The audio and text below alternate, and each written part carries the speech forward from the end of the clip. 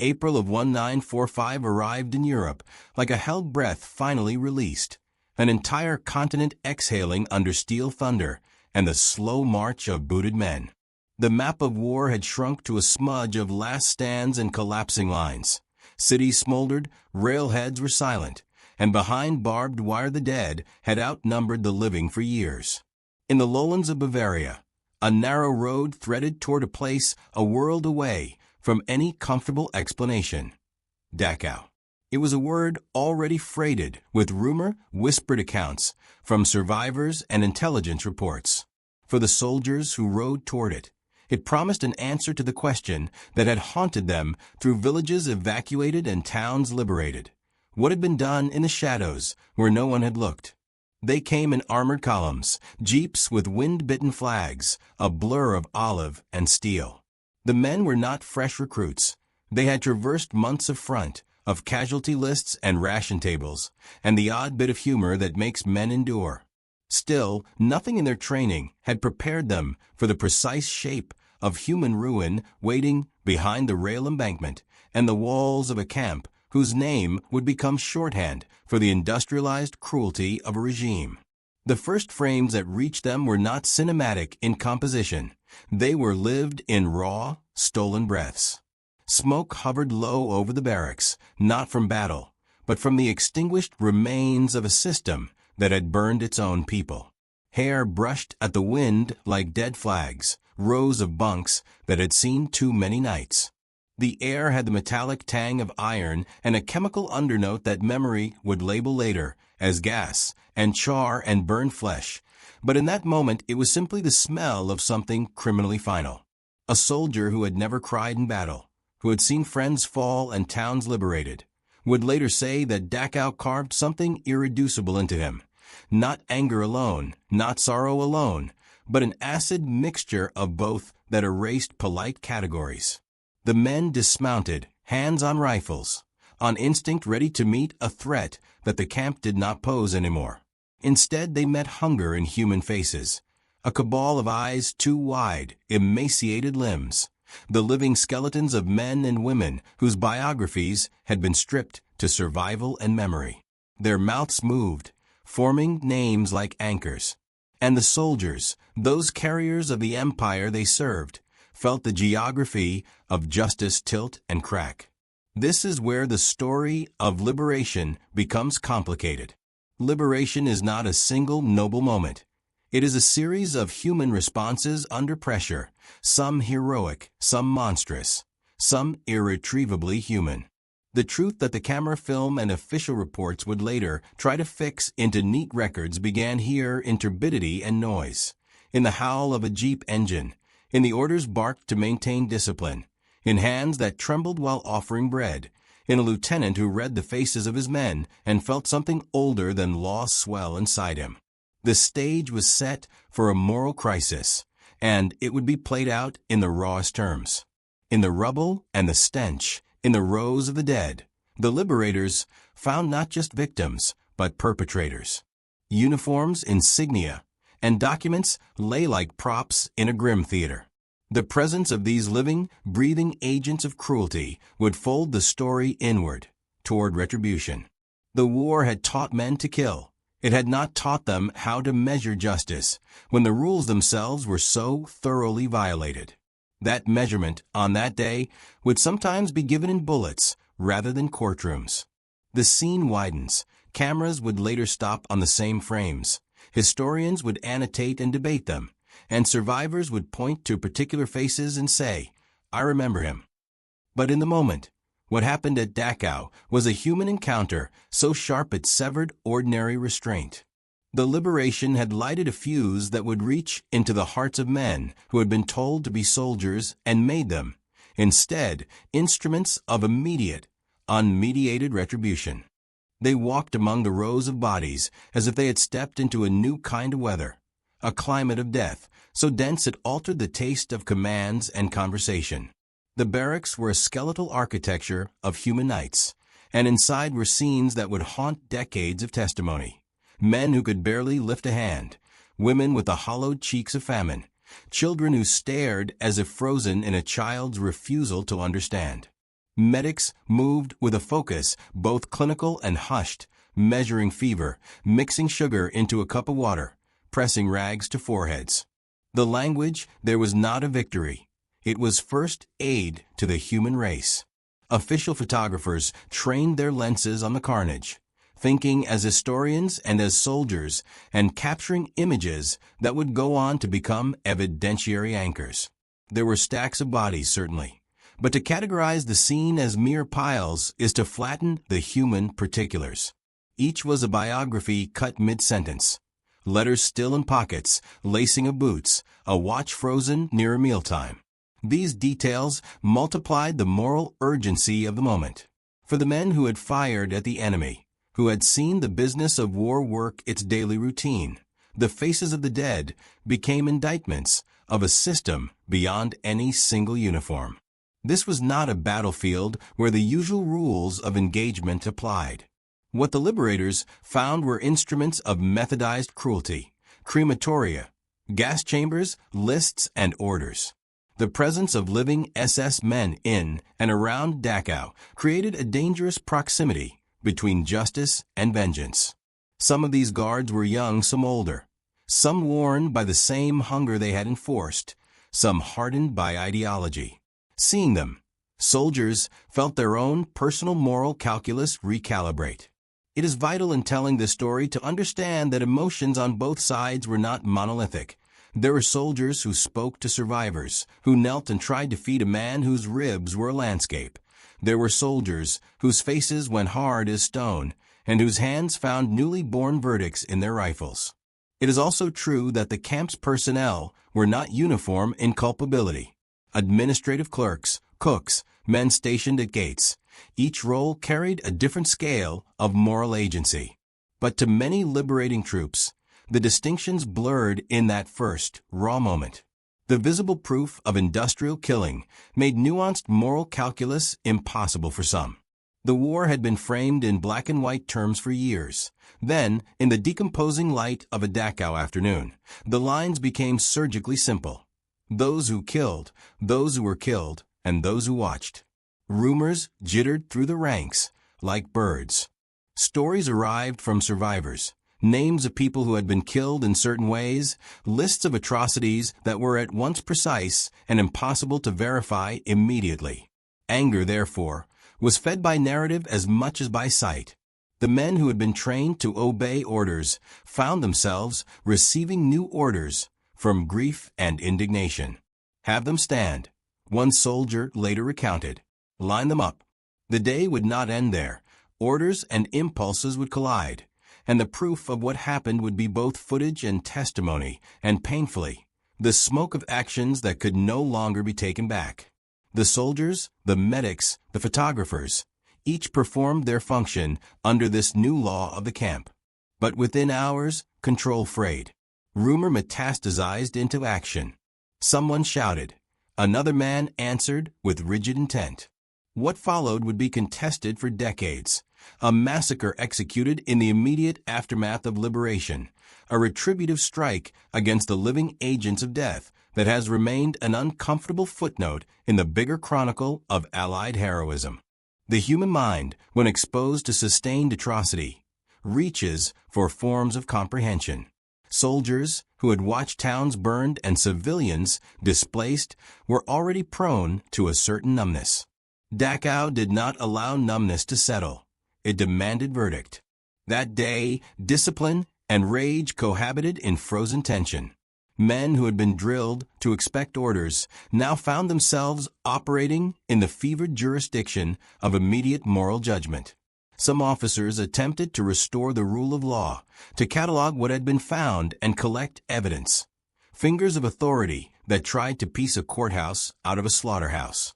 Others, shoulders squared and eyes dark, decided that the courtroom would be delayed. What one eyewitness described as a line of walking men, and another as execution in the yard, is in historical terms a cluster of incidents rather than a single choreographed event. In the compound, captured SS men and suspected camp collaborators were gathered, sometimes forcibly. They were marched out, sometimes prodded by bayonets, sometimes escorted by officers who believed that public exposure would act as a form of justice. For other soldiers, however, the sight of these men, some of them young, some older, some who had simply signed their names on forms that facilitated mass murder, produced a heat that could not be contained. Rifles that had been used against enemy lines were reset against the bodies of those who had organized the killing of innocents. Soldiers are storytellers as much as fighters.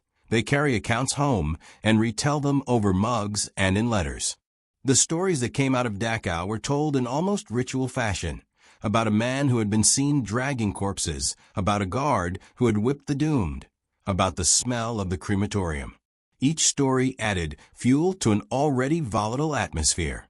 A lieutenant who had held back his men at one point later admitted he could see the moral arithmetic. If these men had killed our friends in some imagined mirror, he said, then we had the right to answer them in kind. The language of right here is slippery. Under the fog of war, rights become personal. The chains of command were tested. Some commanding officers wrote reports that carefully documented and condemned unlawful killings. They sought to preserve the legal authority of an army that still wanted to be judged by its adherence to law. Yet those same officers had to manage troops who had tasted an almost medieval form of justice that day, a collective, immediate retribution. This dynamic, the friction between institutional law and collective anger, is central to understanding what happened at Dachau. It is also why subsequent investigations would be fraught with both moral clarity and practical ambiguity. The scene in the yard, where accusations met the butt of a rifle and men fell, was not merely a deed done by anonymous faceless killers. Witnesses recall names, gestures, the sound of boots, and the light reflecting off cold barrels. Some of the shots were aimed at those who wore markings of atrocity. Others hit men who may have been innocent or merely present. The meaning of the act shifted depending on the eye that viewed it. To some it was deliverance, to others a crime. To history it remains a conundrum, a break in moral continuity occurring in the last, frantic weeks of a global war. Those who would later defend the actions argued from emotional necessity. Those who sought accountability argued from principle.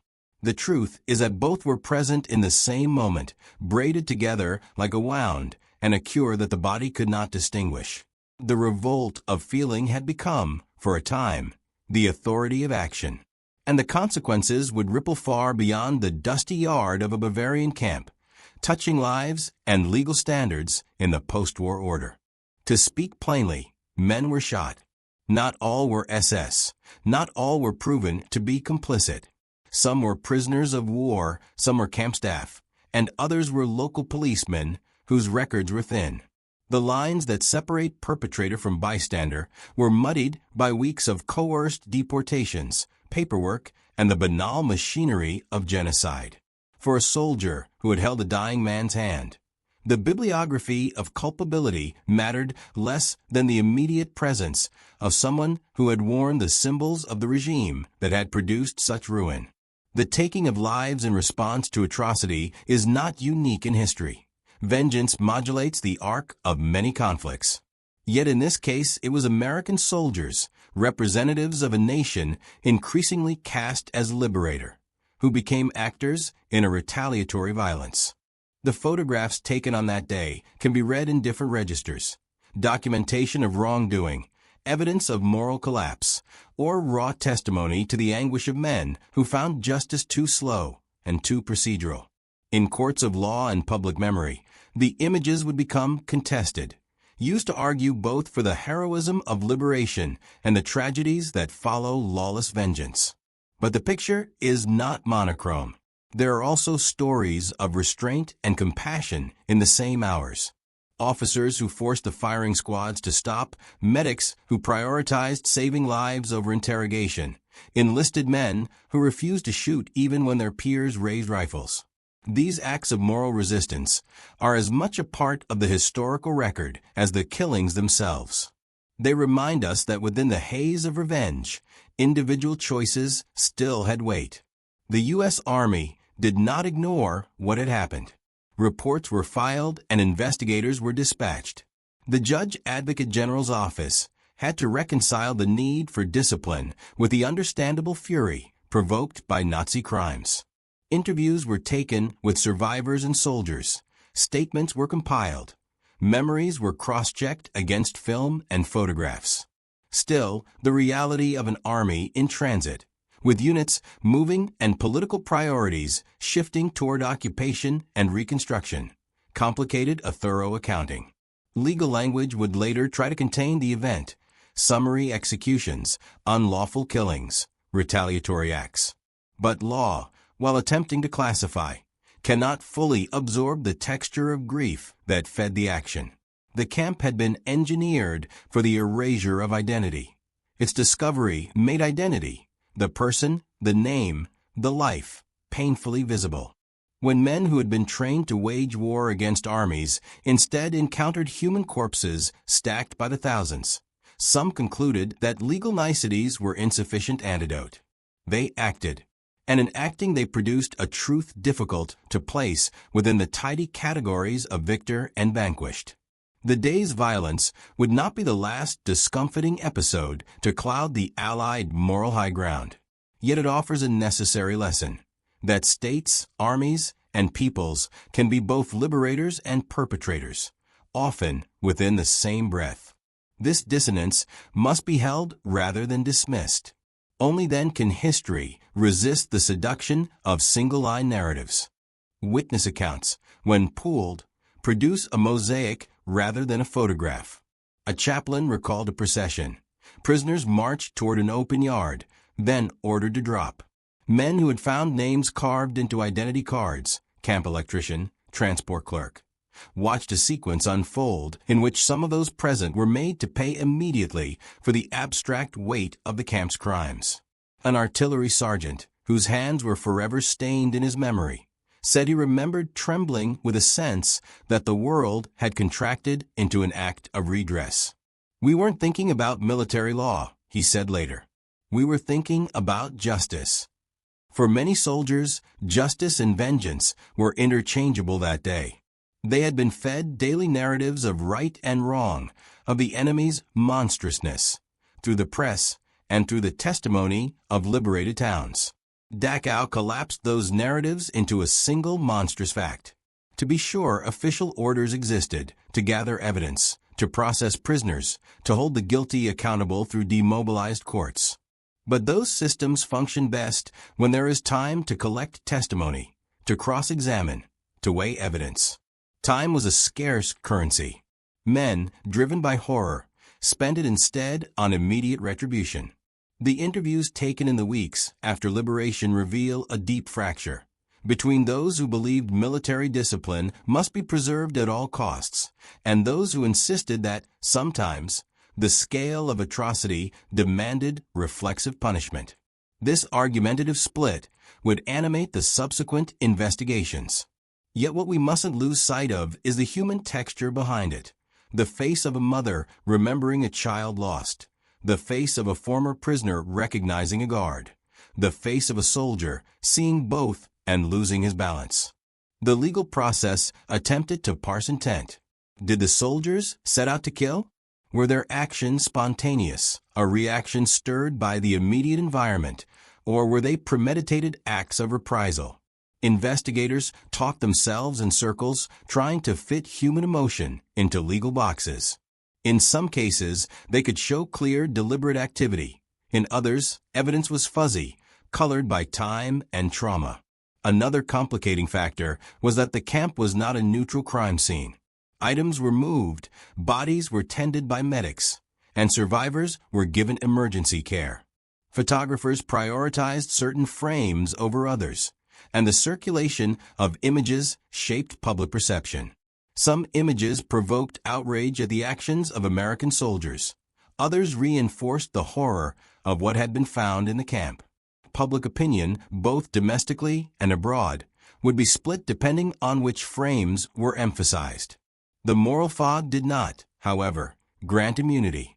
The Army recognized that unlawful killings, even against an odious enemy, violated the rule of law. For legal historians, the events at Dachau illustrate a crucial post-war struggle: how to enforce rule of law principles in an environment where the rawness of atrocity overwhelms formal process. That struggle would produce investigations, some charges, defenses raised and records filed. But the specter of immediate vengeance would not simply be filed away. It would live on in memory and in debate. The U.S. Army's Judge Advocate General's office received a flood of reports. Investigators interviewed dozens of witnesses, both survivors and soldiers, and compiled statements that would later populate thick files. The legal apparatus moved with a weary deliberation that contrasted sharply with the furious immediacy of the killings. There were courts-martial and preliminary hearings in some cases. In others, evidence was insufficient or key witnesses were transient, swept away by the tides of demobilization and redeployment. Priorities shifted rapidly as the nation turned its attention from winning the war to winning peace, and that shift affected the appetite for exhaustive legal reckoning. Historians, decades later, have sifted through these files with the patience of archaeologists, separating contemporaneous testimony from post-war justification. They have noted a pattern. Official investigations tended to emphasize mitigating factors, such as shock and provocation, when evaluating the actions of American soldiers. This pattern shaped outcomes. Many of the incidents at Dachau resulted in little to no formal punishment, while a few led to courts-martial that produced mixed results. But legal nuance cannot erase the moral questions that the event posed. Scholars have debated whether the American response should be judged by standards applied in calmer times or by the exigencies of a moment in which the social contract had been ruptured.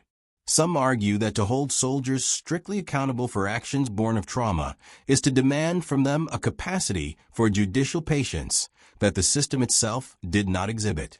Others maintain that the legitimacy of any liberating force rests on its adherence to principle precisely when provoked, that the refusal to practice retributive killing is part of the moral victory of democratic armies.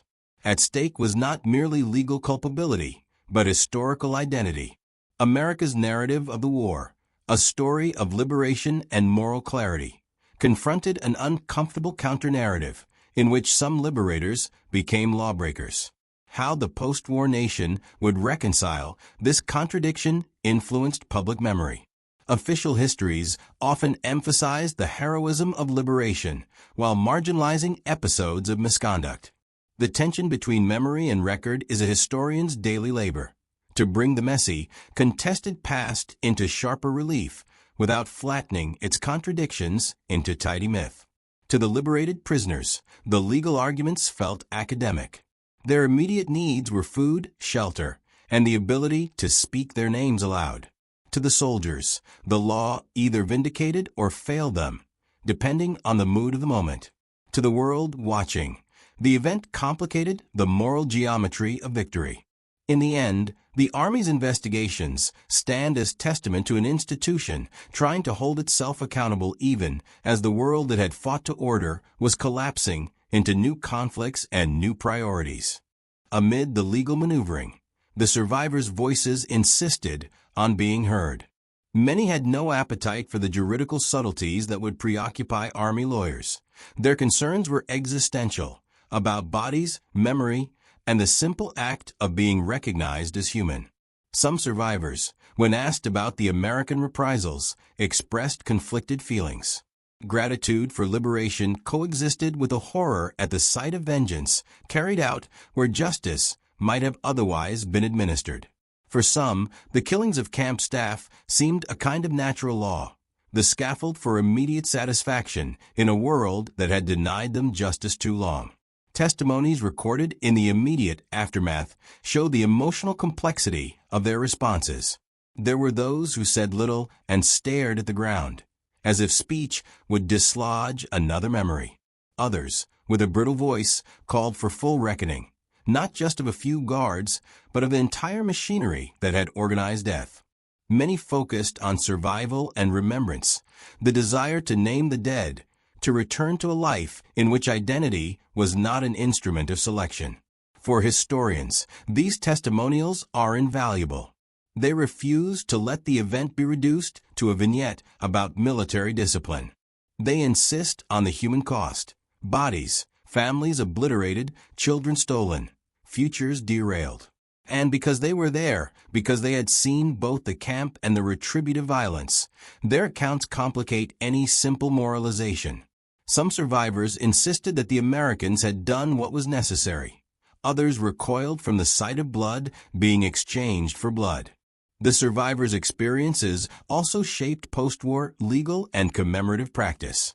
Many advocated for trials of high-ranking officials, for documentation, for archives that would preserve evidence of systematic murder.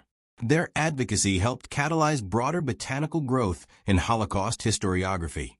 Museums, memorials, and educational initiatives that sought not only to remember, but to explain. Yet the memory of the day when liberators also killed remained difficult to incorporate into the narratives that fueled those institutions. Even now, when visitors walk through the Dachau Memorial, they confront layers of memory: the concrete evidence of suffering, the memorial plaques, and, sometimes in quieter corners, the acknowledgement that the line between liberator and executioner was not as absolute as once thought. That ambiguity presses on the visitor precisely because it refuses to allow simple consolations. Memory, like history, does not smooth edges, it preserves them. When the dust of immediate action settled, the written record began to take shape. Military reports, journal entries, and the occasional letter home created a lattice of testimony. One report described the discovery of crematoria and mass graves. Another detailed the chaos and the actions that followed. The language of reports is telling: a mix of bureaucratic restraint and human despair. Excessive force employed in handling detained personnel read one line, clinical and terse. Elsewhere, a typed note would read, men incensed beyond control. The judicial follow-up was uneven. A handful of soldiers faced courts-martial, others were admonished, and many were effectively shielded by the chaos of demobilization. Some investigators concluded that the soldiers had been provoked by the conditions found in the camp, offering psychological context as a mitigating factor. Others insisted that legal standards must be enforced without sentiment. The resulting patchwork of outcomes ensured that no firm precedent took root from the short, sharp violence at Dachau. Historians have since revisited the evidence with the perspective of time. They ask not only what happened, but why institutional responses were as they were. War weariness, the strategic priority of stabilizing occupied Germany, and the political need to construct a moral narrative around Allied liberation all informed the bureaucratic response. The Cold War, which rose like a new weather system over Europe within months, made the prosecution of Allied troops politically inconvenient. Priorities shifted toward reconstruction and the containment of a new adversary. These political currents leave traces in the archival record. Documents that might have been pursued were filed away. Witness lists were incomplete. Accounts were lost in the shuffle of a world reordering itself. The absence of a comprehensive legal reckoning left a moral and historical lacuna that scholars and memorialists have tried to fill. They have pieced together fragments, testimony from survivors, soldier memoirs, photographic collections, to produce a fuller picture of the event and its consequences. The legal gray area that lingered after Dachau also affected how the U.S. Army would later shape its code of conduct and its training regarding war crimes. The event became a case study in how emotional intensity at the battlefield or at a liberated camp can derail legal processes. And it became a reminder that institutions cannot depend on the ephemeral heroism of individuals to police atrocity. They must build durable systems of accountability precisely so they can withstand the heat of such moments. In a larger sense, Dachau forced a reckoning with the limits of wartime morality. It challenged nations to ask whether the end of tyranny is ever clean, whether liberation can be achieved without moral compromise. These questions would reverberate through later conflicts, and remains sadly relevant for generations of soldiers and civilians who witnessed mass atrocity. If history is the slow accretion of perspective, memory is the personal insistence on what must not be forgotten. In the decades after 1945, Dachau became a pilgrimage site for descendants, historians, and a public seeking proof of the extremes of human cruelty. Monuments rose where barracks had stood. Education programs brought school children to walk the paths where men had once marched to death. In these acts of remembrance, the massacre committed by some liberators remained an unsettling footnote, acknowledged in some histories, minimized in others, debated in yet others. The moral complexity of the event created discomfort for nations constructing triumphant narratives. The U.S. had been a force of liberation, but also a nation with soldiers capable of revenge. For some veterans, acknowledgement of the darker episodes felt like a betrayal of service. For survivors, the complexity could not erase the truth of what they had endured. Museums and memorials therefore faced a difficult curatorial choice: how to tell a history that included both the uplift of liberation and the stain of retaliatory violence. Academic historians took on the task with varying emphases. Some sought to place the Dachau massacre in a continuum of wartime retributions, acts that occurred wherever atrocity had been found in extremis. Others concentrated on the American military's institutional response and the politics that made full accountability difficult. A productive middle ground emerged among scholars who insisted that moral clarity requires both condemnation of unlawful killings and understanding of the psychological and social dynamics that produce them. Public memory shifted slowly, but shifts did occur. Oral histories, survivor memoirs, and critical documentaries opened discussions in classrooms and public fora. The narrative that a liberator could also be an aggressor forced audiences to adopt a more complex moral language, one that acknowledged the reality of atrocity and the imperfect human responses to it. For some, this complexity was liberation from myth. For others, it was a painful admission that heroism is often messy.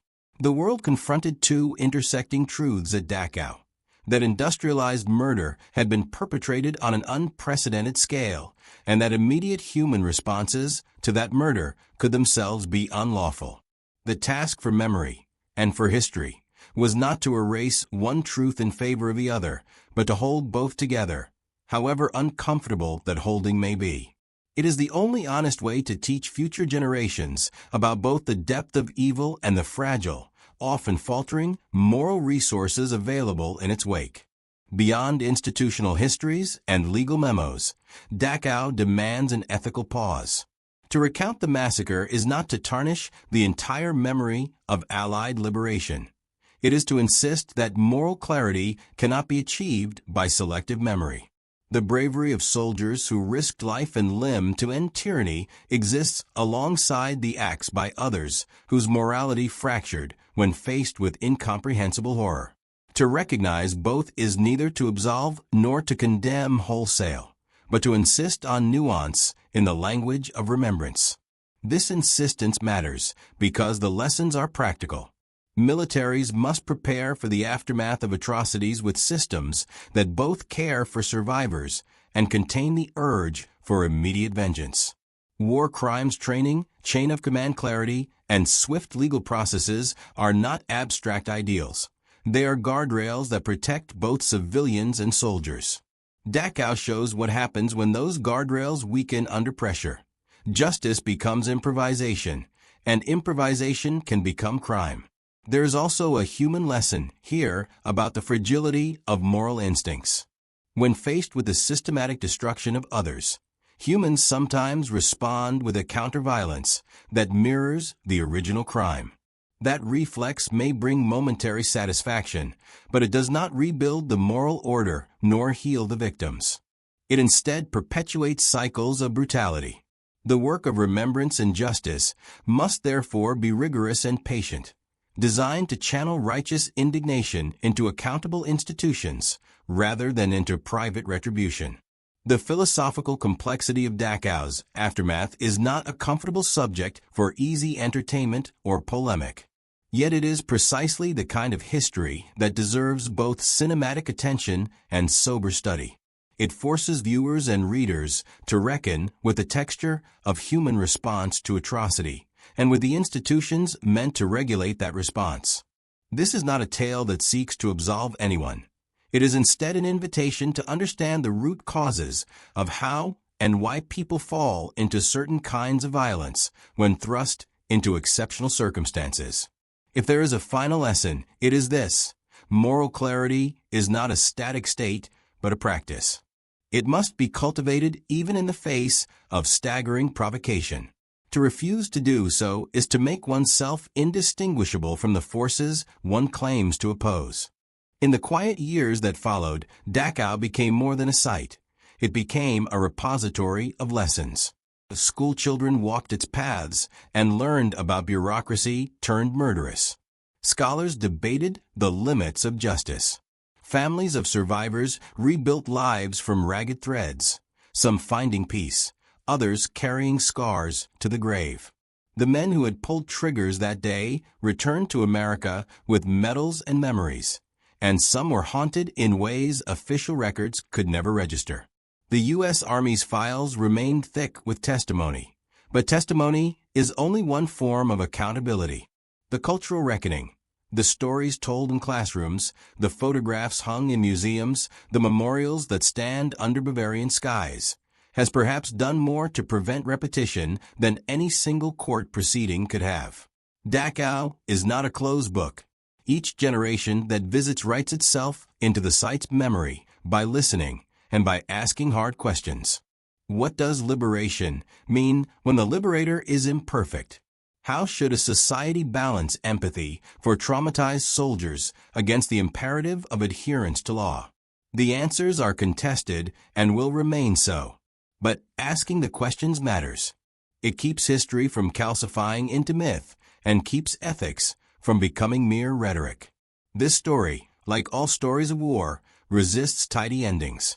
It offers instead a series of reflections on suffering, on the impulse to punish, on the slow work of institutions to hold themselves accountable, and on the fragile lines that separate justice from revenge.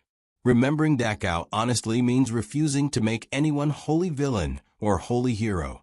It requires that we place the human heart, with its capacity for compassion and for cruelty, at the center of our understanding. The camp gates still bear the bitterly ironic phrase, Arbeit macht frei, work sets you free, and the survivors' voices still echo in the barracks. But the echoes are not singular. They include the shouts of liberators, the sobs of the freed, and the silence after the shooting stopped. To listen is to accept the complexity, to mourn what was lost, and to pledge that institutions and people will be better prepared next time to meet atrocity not with vengeance, but with law, care, and an unflinching commitment to humanity. For those who come to Dachau, the task is not simply to witness horror, but to become part of an unending work, to remember, to teach, and to resist the impulses that lead to lawlessness in the face of evil. There is no easy reconciliation here, only a moral labor that every generation must undertake if it wishes to be truly free.